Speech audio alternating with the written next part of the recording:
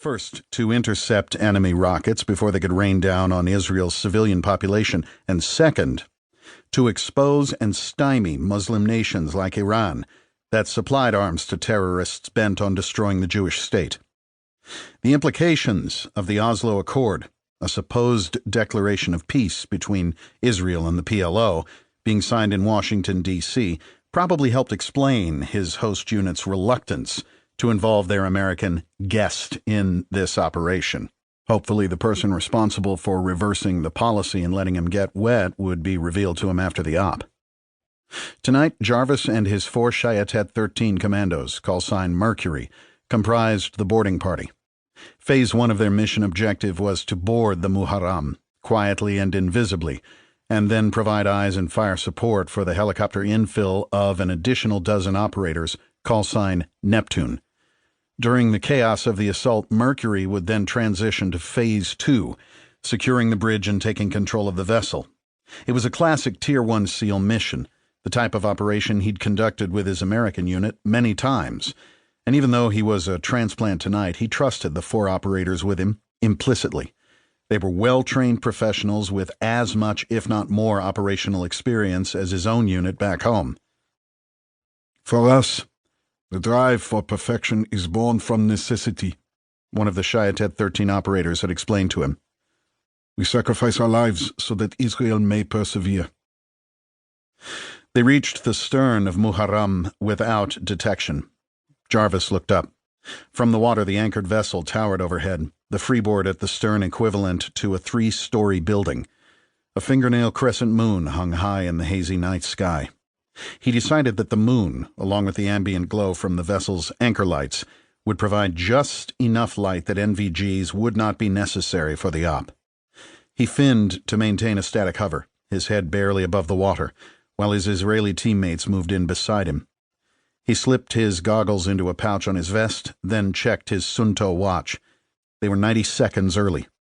During the brief hold, the team scanned the deck rails overhead for threats and indications they were being watched.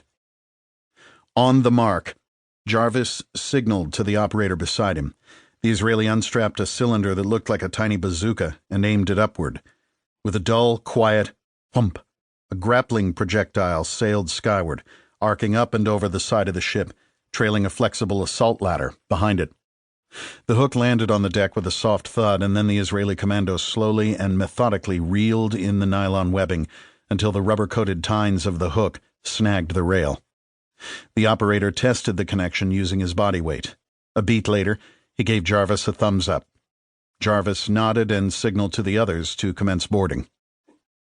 After securing his fins to his pack, Jarvis pulled himself up and onto the ladder. Constructed from black nylon strapping, the ladder had stiffeners woven inside the rungs to keep its rails from collapsing inward, and regularly spaced black rubber bumpers to minimize the noise against the side of the ship. Yet, despite all its genius, the narrow, twisting ladder was a bitch to climb, and it took all his core strength to keep it from spinning and swaying as he ascended. Hand over hand, he worked his way up, all the while fighting to keep his M4 assault rifle from clanging against the steel hull. He reached the top and slid quietly over the rail onto the deck. Dropping into a combat kneel, he scanned his assigned sector for threats. The first 2 Shayatet assaulters had already cleared the immediate vicinity. Moments later, the remaining 2 commandos were up and on the deck beside him. The bridge tower of the Muharram was located aft of midships, creating an approximate 60-40 split of the vessel's main deck, with 2 cranes forward and 1 crane aft. The ship's aft deck was flat to the stern, punctuated by 2 large cargo holds with removable covers to facilitate loading cargo below deck. The main deck was free of stacked cargo, thereby providing excellent sight lines in every direction. The 5-man team quickly cleared the aft deck from the boarding point all the way to the stern without resistance or detection. With the stern secure, Jarvis pointed at 2 of his men and chopped his hand left, right, and then forward. Then he pointed to himself and gestured to a generator box located on the starboard side, approximately 15 meters from the stern. Acknowledgement came via 4 silent nods, and then his team spread out as directed, with Mercury 4 and 5 remaining aft and 2 and 3 dashing forward to take up covered port and starboard positions.